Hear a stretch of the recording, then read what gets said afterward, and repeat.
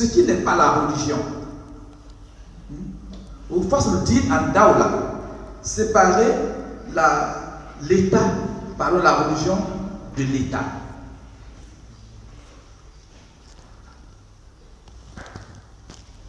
Quelle est, et c'est là la question qui va nous intéresser, le sens véritable de cette idéologie et quelle est la philosophie même profonde de cette façon de voir le monde? C'est la question à laquelle nous allons répondre, Inch'Allah. Ben, avant d'y arriver, nous allons jeter un regard rétrospectif sur le rapport du politique au religieux. Ainsi, nous traitons en grand 1 de religion et politique dans les sociétés essentielles. Grand A, religion et politique de l'Antiquité au Moyen-Âge.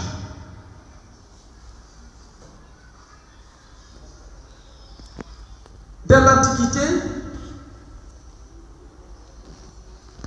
la religion et la politique sont deux dimensions inextricables de la vie individuelle et collective.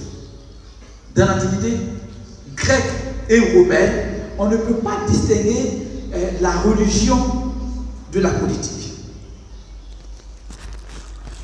C'est pour ça que l'auteur écrit que les cités antiques, de la Grèce à Rome, ont inscrit les dieux au cœur du politique.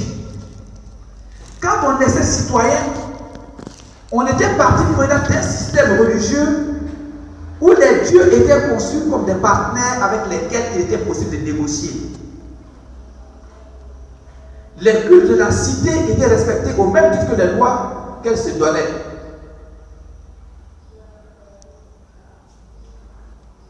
C'est pour cela que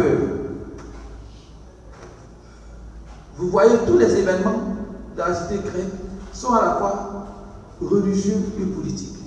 Parce que la colère de Dieu influe sur la marche de la cité. Il y avait non seulement une coexistence, mais également une unité des deux réalités. C'est pourquoi Gaël Jean-Marc soutient, dans la Rome antique, la religion est politique, comme la politique est religieuse. Et il s'explique.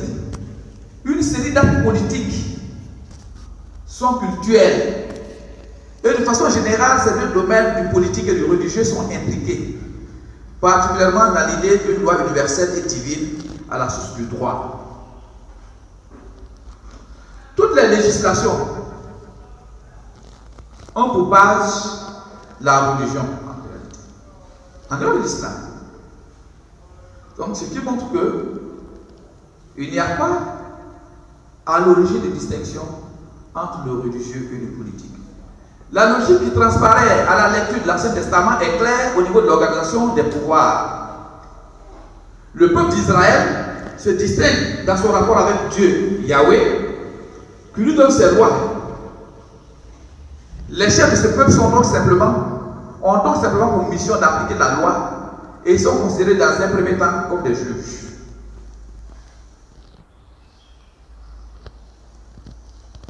C'est en utilisant cette loi que les différents juges d'Israël conduisent le peuple dans la période archaïque. Avec Gédéon, l'idée de donner un roi au peuple d'Israël apparaît. Avec la victoire d'Israël menée par Gédéon sur les Madianites, celui-ci se voit proposer de devenir roi. Et cette logique de l'Ancien Testament, donc du peuple juif, est reconduite avec l'avènement du christianisme, notamment le catholicisme. Et dans ce système, tous les souverains sont consacrés par le pape, chef suprême de l'Église. Et je cite un auteur qui dit: c'est au nom du pape que sont sacrés tous les rois de l'Europe chrétienne. c'est par le pape qu'est couronné l'empereur d'Allemagne, qui, comme un vassal, prête serment de fidélité à la religion catholique et à son chef. Grégoire VII, c'est un pape. Grégoire VII n'hésite pas à écrire en excommuniant Henri IV, empereur d'Allemagne: si le Saint-Siège a reçu de Dieu le pouvoir de juger les choses spirituelles, pourquoi ne jugera-t-il pas aussi des choses temporelles? Quand Dieu dit à Pierre: percez mes brebis, fit-il exception pour les rois? Donc, le christianisme donc naissant consacre l'unité du politique et du religieux, comme on l'avait dans la Rome, dans la Grèce païenne, tout comme dans la Rome païenne. Grande religion et politique dans les sociétés négro-africaines. Là, nous n'avons qu'à regarder chez nous. Regardons dans nos villages de nos traditions, les Séroufos, là où ils sont. Hein? C'est vrai que dans nos sociétés, il n'y a pas, Bati sourit là-bas, il n'y a pas d'État dans nos sociétés, dans nos villages, mais c'est des entités politiques. Il y a un chef de terre, il y a un chef de village, au-dessus de ça, le chef de canton. Oui, c'est le chef de. C'est tout ça, ils appellent le chef coutumier. Mais le chef de terre, en réalité, c'est le prêtre. C'est lui qui est. Parce que ce sont les chefs de terre, c'est eux qui font les libations, c'est eux qui font souvent, c'est eux qui dirigent les adorations, les petits, et tout ça. Et le chef de village gère les affaires administratives. Mais il y a des choses qu'on va interdire. Non, si vous faites ça, il ne va pas pleuvoir. Si vous faites, mais qu'est-ce qui se passe pour qu'il ne pleuve pas? Ce sont les entités spirituelles. Voilà, l'âme des morts, les génies qui sont dans les eaux, les génies qui sont dans la montagne. Donc, ils sont les entités protectrices du village. C'est ceux-là qu'il ne faut pas vexer. Donc, dans nos sociétés, d'avant comme de maintenant, là où existe l'animisme, le religieux et le politique vont ensemble. Et les sociétés, et les sorciers dans ces sociétés-là, c'est eux qui assurent la police. C'est pourquoi les gens disent: si tu fais, ta bouche va partir derrière où tu vas mourir. C'est pas la bouche là qui bouge. Le sorcier trouve que tu as violé la loi, il veut que tu sois sanctionné. Donc il va agir mystiquement. Si à la fin que ça marche, on dit: voilà, lui là il a fait, voilà ce qui va arriver. Et comme ça les autres, c'est la police.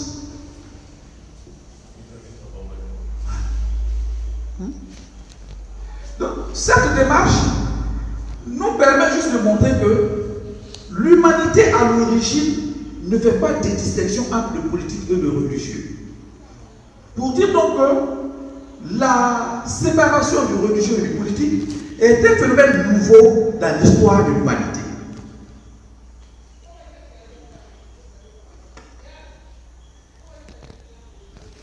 Mais en poursuivant toujours dans cette même perspective de l'unicité du religieux et du politique, nous allons nous intéresser en quelques secondes au cas de la France. Grand 2, le catholicisme, religion d'État en France. Pendant de nombreux siècles en France, le catholicisme est une religion d'État. Le roi fait allégeance au pape. Le roi est l'homme de Dieu sur la terre. Et en France, tout est au maître de l'Église catholique.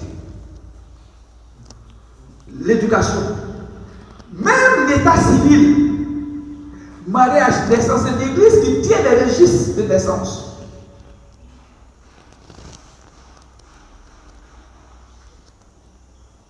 De façon, donc, ça, c'est ce que j'appelle là ici, le monopole sociopolitique du catholicisme.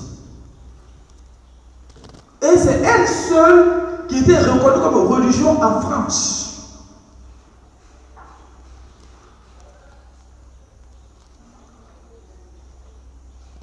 Et donc, ce monopole de l'Église va se manifester par une intolérance à l'égard des autres religions, et notamment à l'égard du judaïsme, qui est une religion déjà plus ancienne.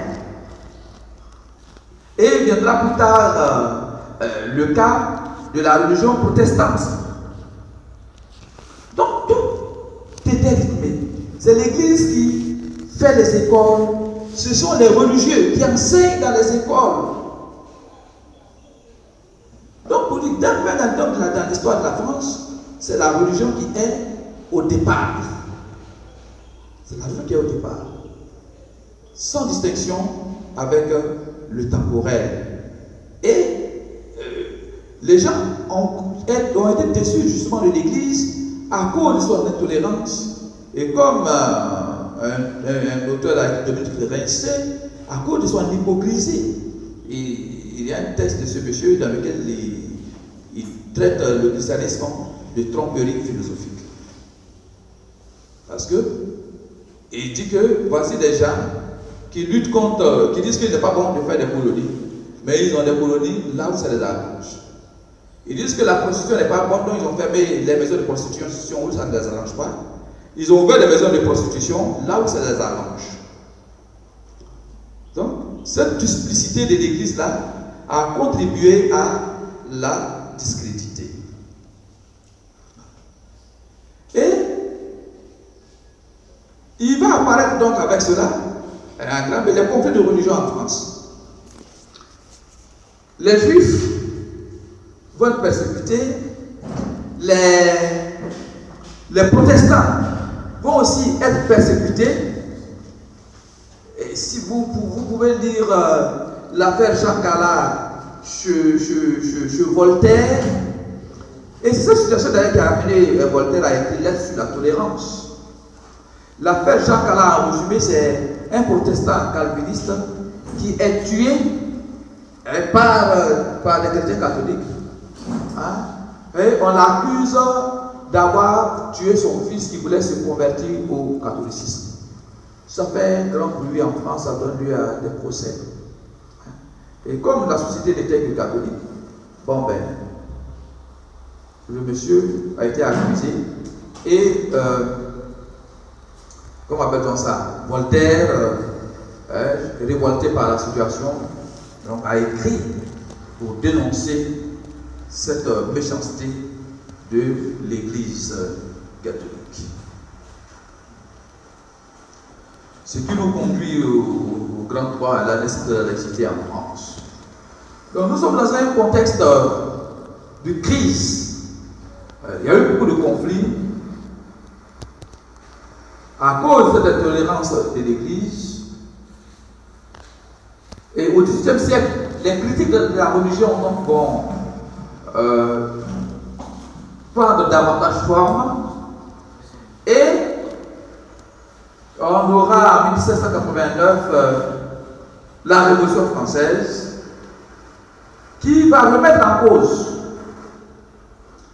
cette conception de la religion qui doit s'imposer à tout le monde et qui reconnaît à chacun la liberté de conscience et de religion. Et c'est ce mouvement qui va continuer jusqu'à 1905 à la séparation de l'Église et de l'État. Et cette séparation va concerner tous les domaines. Il y aura l'école, surtout, mais avant d'arriver à l'école, même les patrimoines de l'Église, puisque c'est l'Église qui représentait la société, les patrimoines de l'Église ont été nationalisés. On a levé des biens à l'Église pour mettre ça au compte de l'État. Et l'Église a été dessaisie de l'État civil. Le mariage maintenant c'est à la mairie, c'est plus à l'Église. Ce n'est plus l'Église qui tient l'État civil, les lettres de naissance. Ce n'est plus l'Église qui enseigne. C'est pour ça que l'éducation obligatoire va être instituée par l'État. Et c'est l'État qui va donner les enseignants, qui va établir les programmes. Donc c'est comme ça que la France l'Église catholique a perdu la France. Et donc c'est depuis cette date-là, il y a d'autres dates que nous avons sautées, mais c'est cette date-là qui consacre véritablement la séparation de l'Église et de l'État en France. Et ce qui est fondamental dedans, c'est surtout le cadre de l'école. Parce que l'école, elle était l'élément fondamental de la société. Donc, arracher cela à l'Église, c'est lui enlever son moyen le plus puissant de manipuler la société, de transformer la société selon son idéologie. L'école donc va devenir républicaine et laïque. Et c'est ce principe-là qui continue jusqu'aujourd'hui. Alors, après cela, nous allons voir maintenant religion et politique dans l'islam.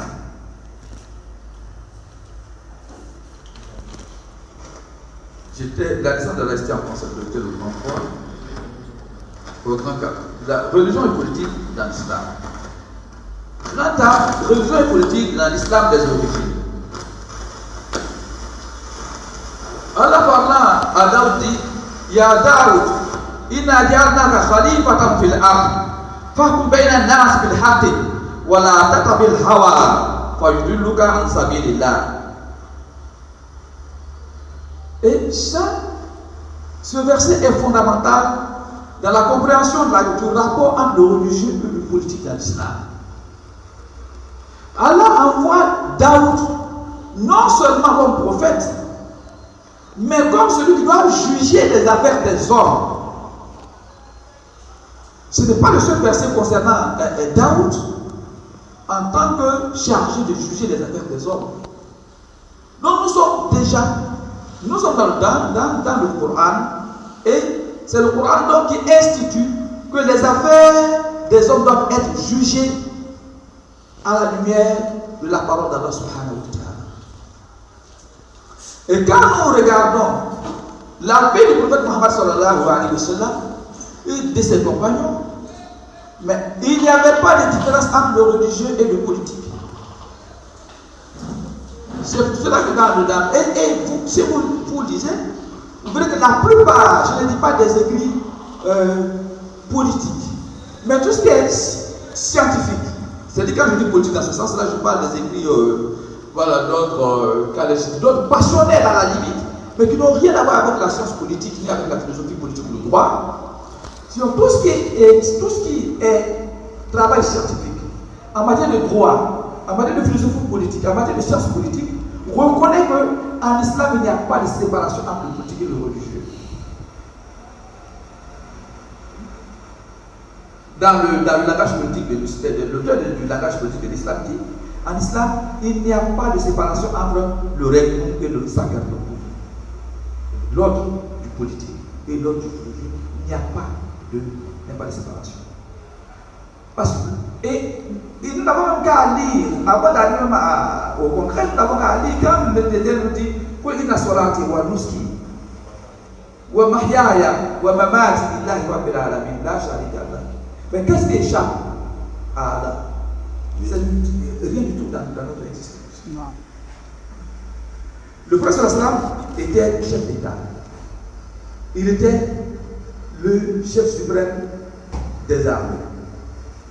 Et cette tradition de l'islam en tant qu'État s'est poursuivie à l'étage planétaire, à l'échelle planétaire, même si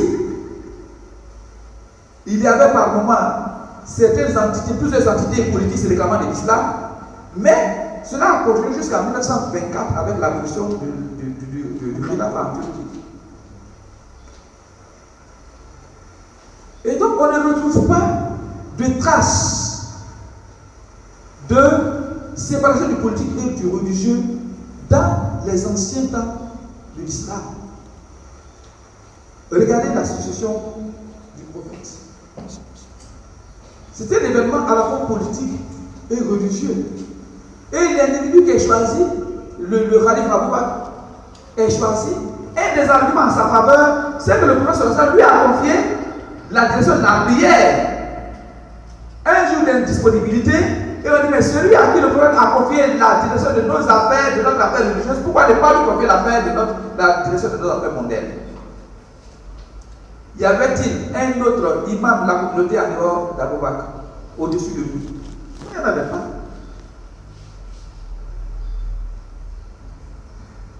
Mais ce qui m'étonne aujourd'hui, justement, c'est que même dans l'islam, c'est pour cela que j'ai dit que notre salut s'y joue, surtout chez nous, les salafiyous, nous avons exclu le politique du religieux. Nous enseignons tout ce qui est ilahiyat, tout ce qui est ibadat, et on laisse le côté politique. Quand tu parles de ça, on te donne un autre nom.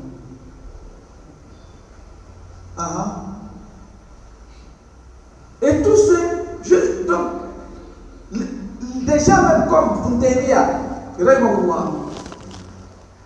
c'est non seulement des penseurs politiques, mais aussi des acteurs politiques.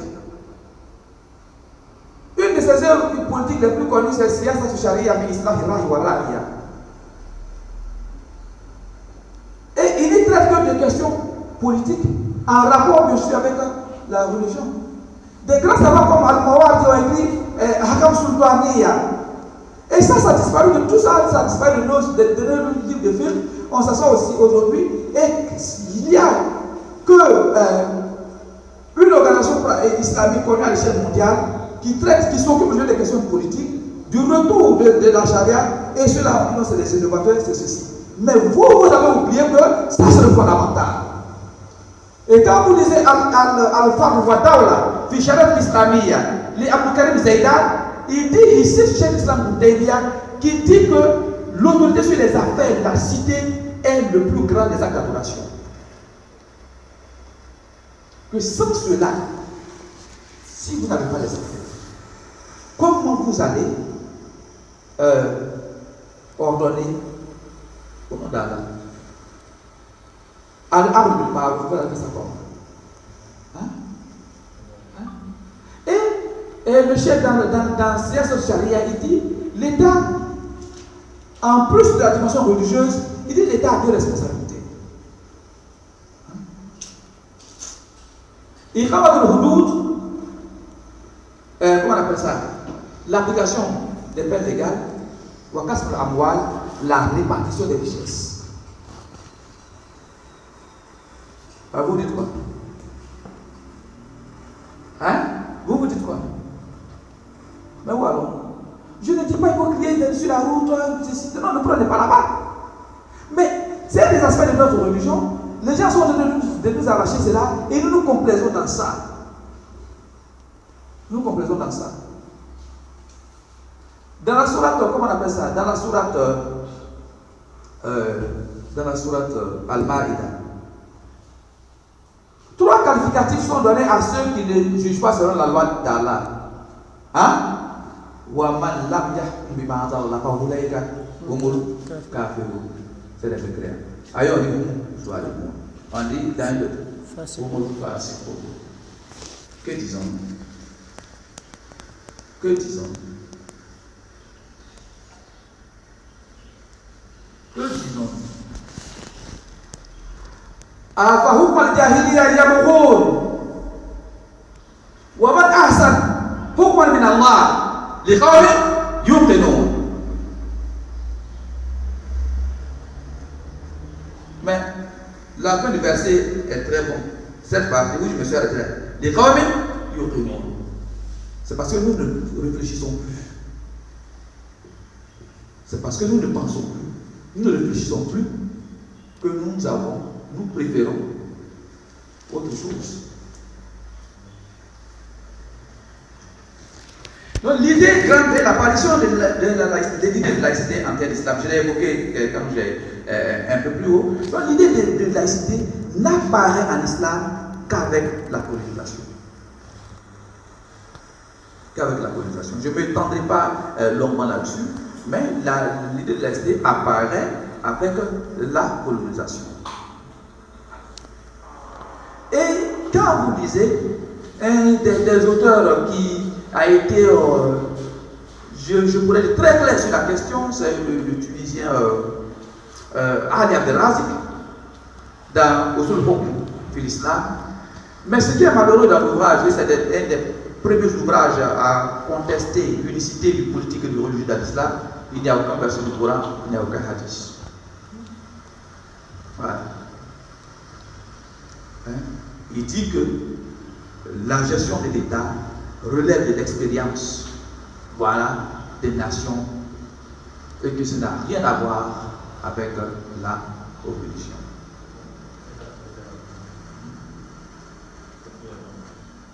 Donc, comme je l'ai dit, ça n'a pas qu'avec la religion.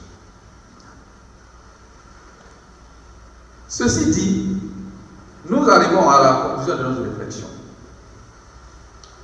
La laïcité est séparation de l'Église et de l'État, c'est-à-dire du religieux et du politique. Mais c'est un phénomène qui apparaît dans l'histoire de l'humanité, notamment au XXe siècle. Donc, contrairement à toute l'histoire qui a précédé cette période, nous étions dans un système d'unicité ou d'unité du politique et du religieux. C'est donc un phénomène nouveau, une nouvelle vision du monde, née surtout en France de l'intolérance de l'Église catholique. Dans la laïcité, il n'y a pas de religion d'État. Mais est-ce que cela implique que le citoyen ne doit pas avoir de religion? Aucunement. Et d'ailleurs, il est bon ici d'évoquer que les penseurs de la Révolution française n'étaient pas des athées stupides comme on le fait voir aujourd'hui. Parce que Voltaire et Montesquieu ont toujours soutenu que la religion est le meilleur garant que l'on peut avoir de la probité des hommes. Et qu'il est préférable d'avoir une mauvaise religion que de n'en avoir pas. Mais cette tendance aujourd'hui à éradiquer la religion est l'héritage de Jules Ferry, qui fut ministre de l'Éducation nationale en France. Parce que lors de la Constitution, Jean Jaurès l'a interrogé sur son projet. Et Jules Ferry a répondu que mon projet, c'est de créer une humanité sans Dieu et sans roi. Mon projet, c'est de créer une humanité sans Dieu et sans roi. Donc tous ceux qui luttent contre la religion aujourd'hui sont les héritiers de cette façon de voir le monde. Mais il est à retenir que dans toute laïcité, il y a nécessairement une religion implicite d'État. Tout système, même ce proclamant laïque, privilégie forcément une religion. Donc nous autres, nous avons en tant que musulmans, d'abord à connaître le système, à le comprendre, et nous, pour nous, surtout qui vivons dans les États laïcs, à savoir surtout que la laïcité n'est pas le cimetière de religion. Puisque, notamment ce qui nous concerne ici, la Constitution ivoirienne reconnaît à chacun la liberté de conscience et de religion. Il n'y a donc pas lieu que nous concédions à quelque institution que ce soit cette liberté chère qui a été arrachée au prix du sang de plusieurs personnes en France. C'est de la pluralité des religions que la Côte d'Ivoire doit se nourrir. La religion ne doit pas être une affaire purement intérieure des individus sans qu'elle ne puisse s'exprimer dans la société. Chacun doit pouvoir exprimer librement sa foi dans la société laïque. La société laïque n'est pas le lieu de fuir nos principes auxquels nous croyons et de parler de la société comme sans religion. Sur ce, Merci de votre aimable attention. Voilà. Voilà ça, les bismillah, nous avons